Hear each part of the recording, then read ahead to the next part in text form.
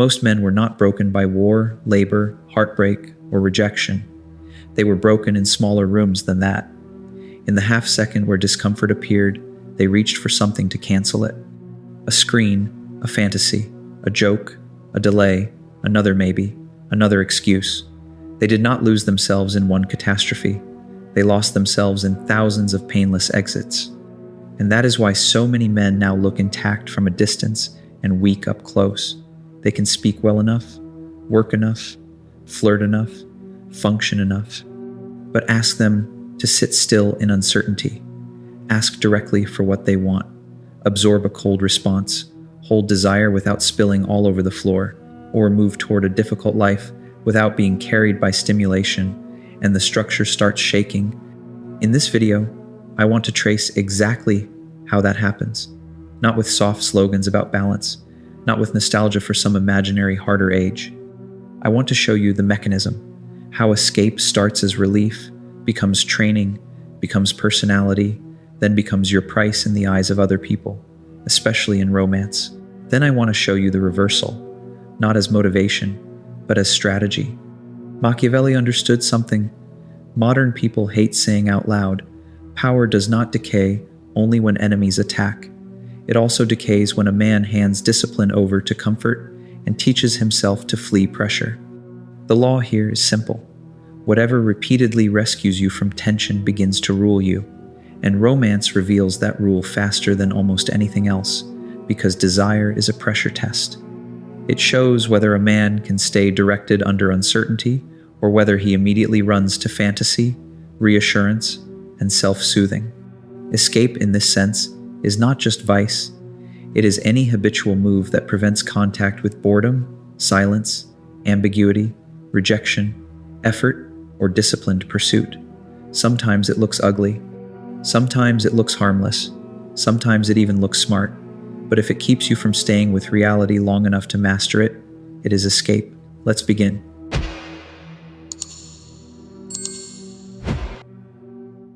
Chapter 1. The new weakness. Doesn't feel like weakness. The first problem is that the new weakness does not feel like weakness. It does not arrive looking like ruin. It arrives looking like relief. A man says he is unwinding, not escaping. He says he is keeping his options open, not delaying. He says he is just browsing, just thinking, just researching, just taking his time. Sometimes that is true. Very often it is not. Very often a small friction appeared, and he reached for an exit. Look at the menu always within reach now. Scroll instead of think. Pornography instead of pursuit. Gaming instead of competence. Irony instead of conviction. Endless content instead of silence. Low-stakes flirting instead of direct movement. Optimization theater instead of action. Hours spent tweaking routines, watching advice, comparing approaches, discussing standards, reading signals, polishing plans, and never stepping into a moment where something real can be lost. That last one matters because many men no longer escape through obvious indulgence.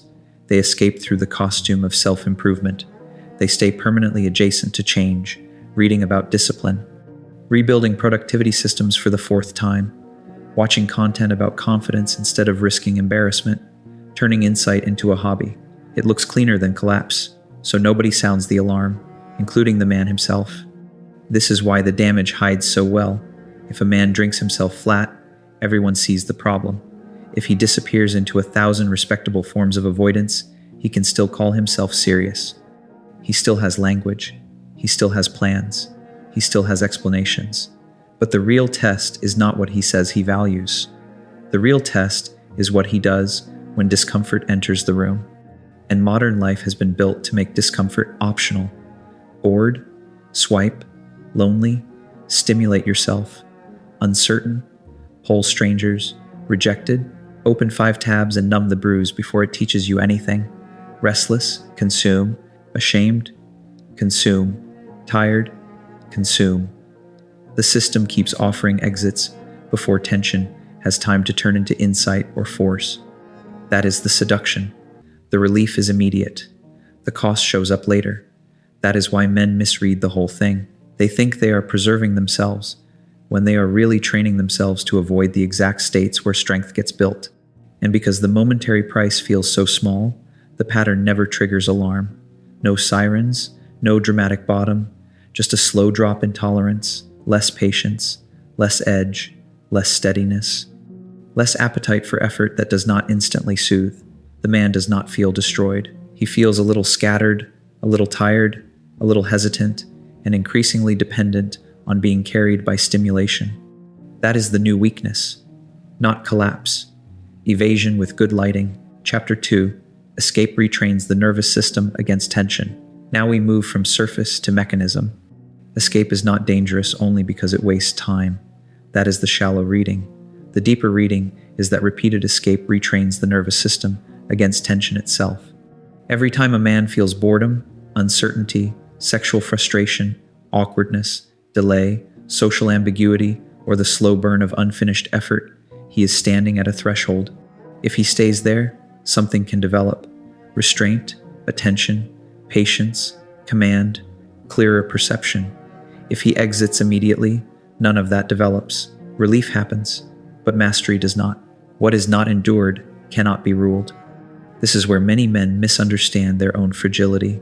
They imagine strength is built by dramatic events. Usually, it is not. It is built in repeated contact with low-grade tension. The ability to sit in silence without grabbing the phone, to work without constant novelty, to feel anxiety before a hard conversation and still have it cleanly, to be alone without rushing into simulation. These are not tiny virtues, they are training grounds. But if every rise in discomfort is instantly discharged outward, the man becomes dependent on interruption. He loses the ability to hold an internal charge without forcing release. That makes him restless, impulsive, and easy to steer. Why? Because any environment that promises quick regulation now has leverage over him. Notice what follows. Silence starts to feel aggressive. Delayed replies feel intolerable. Ambiguous signals feel like punishment. The normal pace of life starts feeling hostile. He needs novelty to hold his mood, reassurance to hold his direction, stimulation to hold his momentum. In plain terms, he no longer commands his state. His state has to be managed from outside. That is already a form of surrender. A man who cannot regulate himself becomes governable by whatever offers immediate relief. And this retraining is subtle because it starts passing as personality.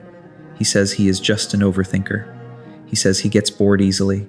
He says he needs excitement. He says he hates wasting time. But often, these are not traits. They are signs of low tension tolerance. Real work, real courtship, real transformation all move slower than fantasy. They contain dead air, incomplete information, repetition, waiting, delayed payoff. If a man has trained himself to flee those conditions, he will start sabotaging anything real the moment it stops feeding him instantly. That includes his own ambitions. He begins with energy, then drops the project when friction arrives. He reaches towards something difficult, then turns erratic when certainty does not come back quickly. He cannot remain in process. He needs results to calm him down at once, and because life does not obey that demand, he starts living in cycles of brief activation followed by avoidance. That cycle becomes identity, not because he chose it in words, but because he rehearsed it in the body. His attention fragments, his appetite grows impatient, his threshold for discomfort shrinks. He did not merely pick up bad habits, he trained fragility. Chapter 3. Romantic desire exposes the damage. First, romance is where many men first discover what endless escape has done to them, because desire creates tension fast. You meet someone you want. Immediately, uncertainty enters the room. Does she like you? How much? When should you text? Was that warmth, politeness, curiosity, boredom? Is this going somewhere, or are you writing fiction from scraps? A man with tension capacity can hold that field. He can move, observe, wait, ask, read pace, and let reality show itself. A man trained by escape cannot. He wants certainty now, so he starts forcing it. He texts too much, not because he is expressive, but because silence agitates him. He overinvests too early, not because the bond is deep, but because fantasy is filling in what reality has not earned. He watches response times, rewrites messages, treats crumbs like signs, takes attention as desire, and mistakes access for attachment. This is where modern romance becomes humiliating for many men. They think they are failing because women are complicated. Very often they are failing because they cannot bear ambiguity. And in romance, a man who cannot bear ambiguity becomes obvious fast. He tries to accelerate clarity before attraction has had time to breathe. He asks for reassurance with his behavior, even when his words sound casual. He presses for labels, frequency, certainty, exclusivity, emotional return, or constant contact before the situation can support it. He leaks urgency. Urgency is expensive. It ruins timing. It destroys selectivity. It makes him easy to read and easier to control. Once a woman feels that his state depends on her response, the frame shifts. He is no longer meeting her from position. He is trying to stabilize himself through her. That is why fantasy attachment is so dangerous. A man who cannot stay inside, desire, without escaping into imagination, starts courting his own projection. He is not relating to the woman in front of him. He is relating to a story, what she could be, what this could become, what her attention must mean. Then, when reality fails to match the script, he experiences ordinary distance as betrayal. This produces the behaviors men later call bad luck: over-pursuit, double texting, sudden emotional disclosures, becoming too available, canceling his own life to maintain contact, ignoring weak signals because the fantasy is louder than the evidence. Then, when the woman cools, he either chases harder or pulls away theatrically to save face. None of this is power. It is tension intolerance wearing romantic clothes. Even early on, you can see the difference between the man who can hold pressure and the man who cannot. One can enjoy attraction without needing to possess it immediately. He can ask directly without begging. He can wait without panicking. He can see mixed signals and reduce investment instead of trying to negotiate reality. He stays sober inside desire. The other man becomes needy while trying to look relaxed. He wants to seem detached, but his behavior is loud. He monitors, he chases, he self-soothes with theory. He asks friends what it means. He consumes more advice. He drops straight back into the same loop. Discomfort appears, and instead of standing in it, he escapes into overanalysis, fantasy, or compulsive contact. This is why romance exposes the damage first. It puts a man in direct contact with wanting something he cannot command on demand. If he has spent years fleeing that exact state, attraction turns him into a supplicant, and people notice. Chapter 4. Other People. Reprice the escaping man. This is the part many men still refuse to accept. The cost of escape is not just internal suffering. It changes what other people are willing to assign to you. People are constantly pricing one another, not morally, structurally. How much weight does this person carry? How stable is his center? Can he absorb pressure without going erratic? Does he create clarity or demand it from others? Does he follow through? Can he be trusted with space, responsibility, intimacy, authority? The escaping man gets repriced downward. Women stop trusting his center because they can feel he is too easily moved by uncertainty. Maybe he is charming, maybe he is attractive enough, maybe he says the right things. But if his tempo is ruled by her attention, if he presses when space is needed, if he becomes visibly unsettled by ambiguity, attraction degrades, not because she is cruel, because his behavior signals low command. And low command changes what is offered to him. He gets less patience, less mystery, less serious consideration. He may still get attention, but attention is cheap. Attention can be flirtation, boredom, validation, convenience. Desire is more selective, trust is more selective, respect is more selective. A man who leaks urgency often mistakes being entertained for being chosen. This extends beyond romance. Friends stop expecting decisive action from him. He talks, delays, circles, revises, retreats. Employers see the same pattern in a cleaner form. He is smart but scattered, talented but inconsistent, present but interruptible, ambitious in speech, soft under prolonged strain. He can perform under excitement, not under discipline, so fewer serious bets are placed on him. That phrase matters, fewer serious bets. Because hierarchy is built from bets. Who gets trusted with more? Who gets invited in? Who gets the difficult opportunity, the better woman, the larger responsibility, the extra patience when things go wrong? The answer is not who feels the most. It is who looks able to hold shape under pressure.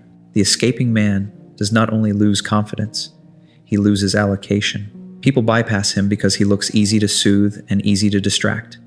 He can be managed with novelty, praise, possibility, or the hint of reward. That makes him less dangerous, but it also makes him less valuable. He does not generate a field around himself. He reacts to fields made by others. And once this social repricing starts, many men misread it again. They think the world has become unfair, women have become impossible, employers are blind, friends are unsupportive. Sometimes there is some truth in that. The harder truth is this: people are reading what his habits have made visible. His instability may not be dramatic. It may only show up in timing, overavailability, unfinished work, emotional leakage, scattered attention, dependency on response, inability to sustain effort without stimulation. But that is enough. Human beings can feel where command ends. That is why this issue is not about vibes. It is about rank, access, and trust. A man who escapes tension too often eventually teaches the world not to give him anything that requires tension to hold. Chapter 5. Escape becomes a structure, not a mood. At this point, most men think insight should save them. They see the pattern, feel disgust for 3 days, and expect change to follow. Usually, it does not. Because by now, escape is no longer just a mood, it is architecture. His phone is an escape device, a validation device, a sedation device, a fantasy device, and a delay device in one object. His sleep gets wrecked by late-night stimulation, which weakens morning discipline, which increases the need for relief, which sends him back into the same loop before noon. His dating habits get built around low-commitment contact, ambiguous situations, and constant access to substitutes. His social circle may reward irony, passivity, and commentary over risk and execution. His environment is rich in stimulation and poor in consequence. So even if he wants to change, the defaults are stronger than the wish. This is where men get trapped after recognizing the problem. They say, "I know what I need to do," but their days are still arranged around avoiding the states required to do it. They still sleep late, drift online, keep loose romantic entanglements alive, leave endless entertainment within reach, answer every impulse, and live with no clean edges in time or behavior. That means escape has become structural law. He no longer occasionally escapes. He lives inside a system that intercepts friction before friction can do its work. Think about what this means in romance. He keeps multiple half-connections alive so he never has to face a clear no. He lurks, checks stories, revisits old chats, keeps weak options circulating, all to avoid the nakedness of direct pursuit and direct rejection. He may call that strategy. Very often, it is just a dating structure built to prevent truth. Or he goes the other direction and over-immerses. Constant texting, constant checking, constant digital contact. He builds a false intimacy channel because real contact is slower, riskier, and less controllable. Again, it looks like connection. Structurally, it is escape from uncertainty. The same thing happens in work. He keeps researching businesses instead of starting one, keeps refining plans instead of shipping, keeps changing goals before measurable judgment can arrive. He calls this flexibility. Sometimes it is. Often it is evasion in a nicer shirt. And the lock-in gets more expensive than men admit. Wrecked sleep makes morning discipline feel unnatural. Half relationships drain attention that could have gone into real pursuit. Algorithmic novelty shreds follow-through because every difficult task now has a brighter substitute waiting 3 inches away. Group norms train men to comment, react, and joke instead of risk, build, and commit. The structure does not just delay growth, it taxes position every day. Once a life is arranged this way, identity hardens around it. He starts defending the system that weakens him, says this is just how the world works, says no one should have to force anything, says labels are unnecessary, schedules are oppressive, standards are rigid, discomfort is unhealthy. Some of those claims can be true in narrow cases. At scale, they become philosophy in service of avoidance. That is the final trap. Escape becomes wisdom in his own eyes. And that is why so many men remain stuck after they understand the diagnosis. Their insight is real, but their infrastructure is stronger. Defaults beat intentions. Environment beats mood. Repeated pathways beat isolated resolve. If your calendar, devices, habits, sleep, appetite, dating pattern, and social life are all designed to spare you from friction, then friction will feel unnatural when it arrives. You will call that feeling a problem, when in fact it is the beginning of repair. Chapter 6. The strategic inversion. Chosen hardship restores position. So what is the answer? Not random suffering, not macho theater, not self-punishment, not posting cold showers online and pretending you have become dangerous. The answer is the strategic reintroduction of friction. Chosen hardship. Why chosen? Because the issue was never pain in the abstract.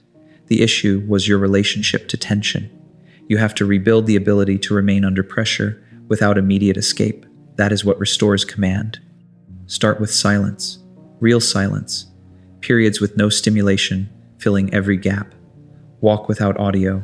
Sit without reaching. Eat without content. Wait without soothing yourself. This sounds small until you try it. Then you notice how often the hand moves before the mind does. Good. That is where rule was lost. Then restore delayed response. Not as a dating trick, as a correction in self-command. If every message, urge, appetite, and curiosity receives instant service, you remain a servant to interruption. Build a gap. Let wanting stay wanting for a moment. Let uncertainty sit. That is how pressure tolerance returns. And that tolerance changes your pace with people, your steadiness at work, and your independence from immediate validation. Add physical discipline, not because muscles are moral, but because the body is a clean place to relearn obedience. Lift when you do not want to. Run without entertainment sometimes. Hold form under fatigue. Finish sessions you want to shorten. The point is not suffering for its own sake. The point is to rebuild the link between discomfort and continued action. A man who can do that in the body stops collapsing so quickly in conversation, work, and desire. Then reduce options. This is where many men resist because they worship abundance while being ruled by it. Too many options usually means too many exits. Fewer apps, fewer tabs, fewer pseudo-romantic side channels, fewer half commitments, fewer nights built around drift. A disciplined life is not powerful because it contains less. It is powerful because it leaks less. That gives you more control over attention, more selectivity in romance, and more follow-through in work. In romance, the inversion is very precise. Ask more directly. Fantasize less. If you want to see her, ask. If interest is mixed, downgrade. If she is vague, read the vagueness instead of negotiating with it. If contact is dying, let it die cleanly rather than feeding on crumbs. Stop trying to convert ambiguity into security through extra performance. That alone restores position. Why? Because a man who can face rejection does not need to engineer reassurance. He does not overtext to remove uncertainty. He does not over-explain to preserve possibility. He does not inflate weak signals into mythology. He can want strongly without begging strongly. That changes everything. It changes his timing. He stops flooding the space. It changes his selectivity. He stops rewarding confusion with more investment. It changes his emotional containment. He can feel desire without spilling strategy. It changes his independence from validation. He no longer needs every interaction to certify his worth. And because of that, other people begin repricing him upward. Not instantly, not theatrically, but clearly. Women feel less pressure around him and more shape in him. Friends take his words more seriously because he now acts with edges. Employers see steadier execution. He becomes harder to distract, harder to soothe, harder to bypass. That is leverage returning. And notice what this approach is not. It is not becoming cold in the childish sense. It is not becoming emotionally dead. It is not pretending not to care. In fact, it lets a man care more cleanly because he is no longer using escape to avoid the cost of care. Chosen hardship does not reduce feeling. It reduces panic around feeling. That distinction matters because the strongest romantic position is not indifference. It is composed desire, wanting without collapse, moving without begging, accepting no without disintegration, staying directed even when reality refuses to flatter you. So build a life that regularly denies you the easy exit. Structured mornings, clear work blocks, controlled device use, direct conversations, honest pursuit, rejection exposure, solitude without anesthesia, fewer hidden channels of relief, better sleep, hard training, less digital seduction, and above all, a rule. When tension appears, do not automatically discharge it. Stay with it first. Let it teach you before you relieve yourself of it. That is not lifestyle advice. It is a method for recovering authority over your own system. Without that authority, everything else is theater. Recap. Escape begins as relief. Then relief becomes training. Then training becomes personality. Then other people reprice the man downward in trust, attraction, patience, responsibility, and opportunity. Then the pattern hardens into structure. Devices, routines, dating habits, sleep, environment, identity. Then the answer appears in reverse: chosen pressure, chosen silence, chosen limits, chosen exposure, chosen discipline. That is how position is lost. That is how it is restored. Here is the final truth. A man is not ruled by what hurts him most. He is ruled by what he repeatedly uses to avoid feeling anything at all. Subscribe and like if you value discipline over illusion. What you escape in private will collect its debt in public. Comment one escape route you know has been quietly weakening your position.